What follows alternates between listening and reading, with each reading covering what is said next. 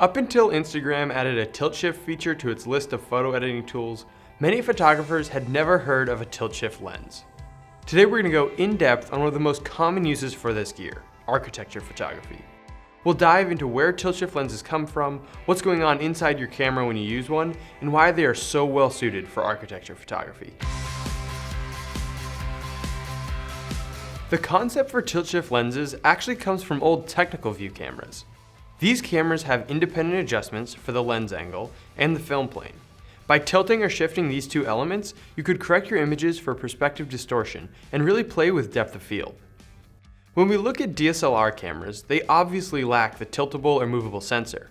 So lens manufacturers had to design a way for these lenses to have a similar functionality. The solution was the boxy middle section and movable optics. This construction allows for the front elements to tilt, while the sliding sections allow for shift adjustments. The secret to how they work, and part of what makes them so expensive, is that they project a much larger image circle inside your camera. Normal lenses are designed to just barely cover the size of your sensor, like this, but tilt shifts make a high quality image that's much larger. That gives you the room to move it around. Architecture photographers primarily utilize the shift feature of these lenses to maintain proper perspective. What are we talking about? If you've ever taken a photograph of a building and had to tilt your camera up in order to fit the whole building in your shot, you'll be familiar with this distortion. Your photo probably looks like the building is leaning backward. The lines that should be totally straight up and down take on a skewed or trapezoidal shape in the image. This is caused by the sensor plane in your camera being tilted in relationship to the building. Ideally, you want to have your sensor parallel to the verticals in the image. This is especially helpful when shooting interiors with high ceilings. Normally, the best way to avoid distortion in a room is to center the camera height-wise and keep it perfectly level. That just isn't possible in some cases, and that's where shifting the lens can help. The tilt function can also be helpful in maintaining depth of field for certain shots. Have a couch in the foreground and a table in the background, but you want both in focus? If you plan your shot correctly, you may just be able to get both by tweaking how the focal plane hits your sensor.